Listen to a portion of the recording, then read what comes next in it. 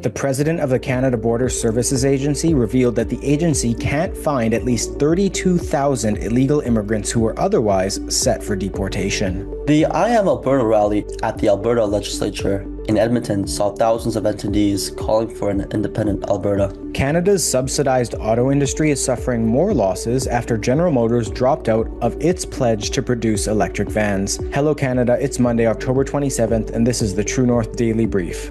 I'm Isaac Lamoureux. And I'm Walid Tamtam. We've got you covered with all the news you need to know. Let's discuss the top stories of the day and the True North exclusives you won't hear anywhere else.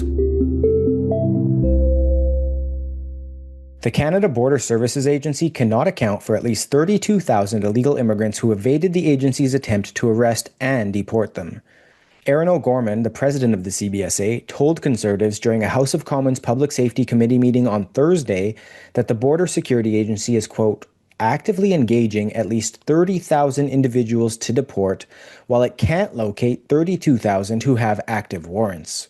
Conservative justice critic Frank Caputo first grilled Public Safety Minister Gary Nadasangri, asking about the 30,000 individuals that CBSA Vice President Aaron McCrory told MPs Wednesday were being pursued for deportation. When asked how many, quote, foreign nationals are awaiting deportation in Canada, Ananda Sangri told Caputo he'd, quote, get back to him on that. Caputo raised McCrory's comments, saying 30,000 individuals were, quote, shocking, but the fact that the public safety minister was ignorant of the numbers was even more shocking. Ananda Sangri claimed, quote, there are 30,000 people who are going through the system, and they're going to be removed. They are in the queue. We know their addresses. We know where they reside. Many of them have reporting requirements. They regularly report to our CBSA offices across Canada. There's sometimes telephone reporting, so there's ongoing monitoring for those who are being removed. I bet, not in all cases, but for the vast majority. But when O'Gorman was questioned, she revealed that the original 30,000 individuals were only those the agency was, quote, currently engaging, and that the CBSA actually lost in a separate category at least 32,000 individuals with active warrants for deportation. Warrants? People who are in our wanted inventory that we are actively looking for. I'm sorry, you have... And I'll point out, all of this is posted publicly. These aren't secret numbers. They're on the CBSA website. So you know them, but the minister doesn't. Okay. So I'm sorry. There are 32,000 people set for deportation that are on warrant, which means you don't know where they are. Am I clear? Correct. We are looking for them. And I will point out, these, as I said, are points in time. And so since we last met, we have removed more of those people on warrant. And then, unfortunately, we have had people who have absconded. These are fluid. I understand. And they're 500 CBSA officers doing excellent work all of the time to remove these individuals. Ma'am, with all due respect, we have 30,000 deportation orders. This is half of Kamloops we're talking about. So Walid, can we put these numbers into perspective? How many people have the CBSA deported, and what targets have they set for how many they are aiming to deport in total this year? The perspective I can offer you, Isaac, is very low. So VP for the CBSA, Aaron McCrory, said that there were an additional 200 to 300,000 people that have been given deportation orders, but are being delayed through the removal orders appeal system. So by these people allowing to have appeals, they're actually not being removed themselves, while the CBSA has a target of deporting, well, they've already deported 80,000 already, and they've planned to deport 20,000 each year for the total of the next 2 years. So 20,000 next year and the next year after that. That's obviously a very low target. When you look at the 200 to 300,000 people that have actually been given deportation orders, we only have a number of, I think, close to 4 to 5 million temporary residents, which many of whom will see expired visas in the near future. Given that situation, just the 200 to 300,000 we're talking about, that's less than 5% of the total amount of people that have deportation orders that will actually be deported by the CBSA. So it's an amazing situation where you have a low quantity of actual deportations, while you have a high quantity of real deportation orders and procedures that are being backlogged through the system, while you have an even greater number of possible future cases and future fraud. And that's only the heads that we've actually been able to count so far, because as you know, you can also imagine from this article that the CBSA does not have a full scope of the situation that Canada has to deal with right now. It's very unfortunate. And like I said, less than 5% of the total number of people that have given these deportation orders are actually being deported. 5%. It's not a passing grade for now.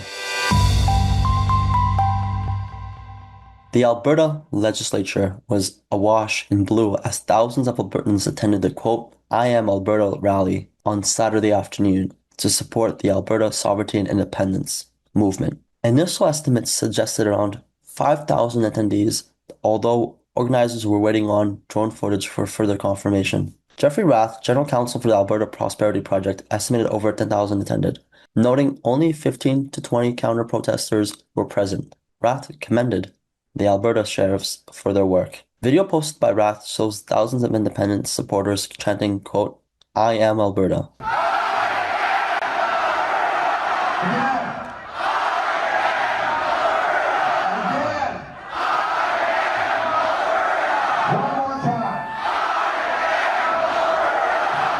Rath stated that Alberta Premier Danielle Smith's 6 months of attempting to work with the federal Liberals had failed, and that it was time to embrace Alberta independence and, quote, get on board the freedom train. Albertans traveled from across the province, some on buses organized by the Alberta Prosperity Project, others independently. One attendee, Myrna, who spoke with True North, said that she would have called Thomas Lukaszyk's pro-Canada petition the, quote, forever screwed petition. She said supporters were being convinced to sign this petition based on Canada they remember that no longer exists. Rath said Saturday that Lukaszuk was 50,000 signatures short with a Tuesday deadline. He also stated that the Alberta Prosperity Project has over 300,000 pledges to sign the referendum petition. So Isaac, you're out there in Alberta.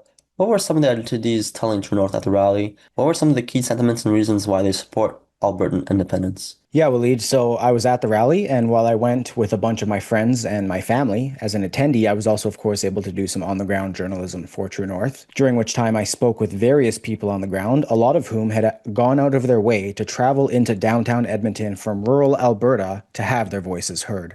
Because as you know from our previous reporting, Walid, there were buses coming in from across the province, and one attendee even told me that they had to bring in 3 buses from Leduc because of how many people wanted to come, which is now at around an estimated 10 to 20,000 total attendees. I spoke with one man, Christian, who drove in from Drayton Valley and told me he wanted to get the federal government off of his shoulders. He said that we live in a democracy and people should get educated and have their voices heard on Alberta separation. He also said Thomas Lukaszyk's pro-Canada petition was not doing very well. He said, quote, I think he's grasping at straws, and I think there's a wave of support for the Alberta Prosperity Project going across this country and Alberta right now. I spoke to another woman who drove in from Stettler named Bonnie, and she said she thought people would be paying attention nationwide and that change was needed right now. And I also spoke to Myrna, who you mentioned there briefly, Walid. She told me that the turnout showed this was more than a small minority. As for Lukaszyk's petition, she said she was astonished that anyone would be okay with the status quo. And while you gave one of her quotes in part, I'll say it again in full because of how powerful it was. She said, quote, I think they should have called it the Forever Screwed petition. How can anyone be content with the deal that the West has had since the beginning? It's hard to understand. I think a lot of people signing it are in love with the Canada that existed 50 years ago and aren't aware of where we're at nowadays. I also spoke with General Counsel for the APP, Jeffrey Rath, after the event. We had a lengthy conversation, but the one quote from him that I'll leave you with is when he told me, quote, Today was a massive day for the Alberta Freedom Movement. The biggest independence rally in Alberta's history was held at the steps of the legislature today. Hopefully it sent a really strong message to both Danielle Smith and Mark Carney that we don't give up expletive about what they're doing anymore. We're out. We're done.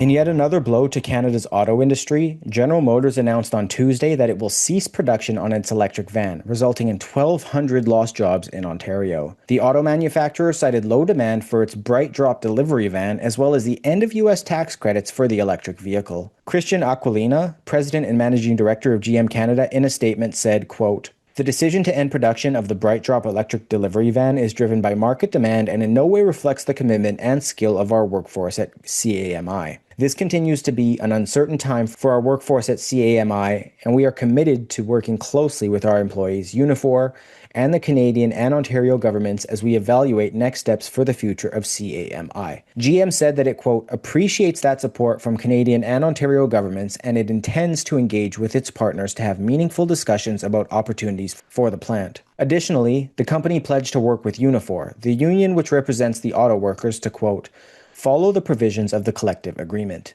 Meanwhile, GM's hourly employees will receive 6 months of salary and the potential for lump sum payments and other benefits. So Walid, how much money has the federal government and provincial government sunk into the EV market, and what have critics said about these corporate handouts? Well, Isaac, it's going to take some time to get some updated numbers for this last year. But on 2024, the Parliamentary Budget Officer found that the Liberal government subsidies in the electric vehicle sector actually exceeded private capital investments by 14%. So the total subsidy amount back in 2024 was around $52.5 billion of the taxpayer dollars. Now, here's the thing about this money. A lot of it going into projects that have failed. In the case that we talked about in Quebec back in September, around $7 billion, actually more than $7 billion of taxpayer dollars were going belly up from a project by Northvolt EV, a battery plant located in Quebec. That was a battery plant project in Quebec that when it ended up going belly up after the government of Quebec spent $2.9 billion on the project, with Ottawa putting an additional $4.4 billion. That's a total of $7 billion. Speaking of the figure $7 billion, another $7 billion was actually spent on a Volkswagen EV plant in Ontario. Doug Ford was celebrating that back in August. However, that plant and other plants of a similar nature aren't doing very well by the fact that EVs aren't selling as well as they are. I know the government in Ottawa has mandated zero emission sales by 2035 entirely and by 20% by next year, which we know we're not going to happen given the numbers that we're seeing these days. But of course, that's also been another waste of money. And just to cap it off, going back to Quebec, over 200 million taxpayer dollars were seen in subsidies for Lion Electric, another EV manufacturer that, again, went down to liquidation. So that's just a few examples for you, but that $52 billion figure, a lot of money is seen going to plants that are now closed, inoperable, unprofitable, or are failing or sinking down the drain. So frankly, the EV market in Canada cannot support this kind of production, nor does the EV market in the United States as well. While the auto sector overall is struggling due to tariffs and a number of other domestic issues, it seems that the EV is exceptionally struggling while receiving big taxpayer-funded support. So this is probably why you'll hear Pierre Poilievre and others highlight the EV mandate and other EV-related policies, because it's just been a string of failures and high costs with low reward. That's it for today, folks. Thanks for tuning in. You can stay on top of new episodes every weekday by subscribing to the Daily Brief on iTunes and Spotify. Also, while you're at it, make sure to hit us with a 5-star rating and please leave a review.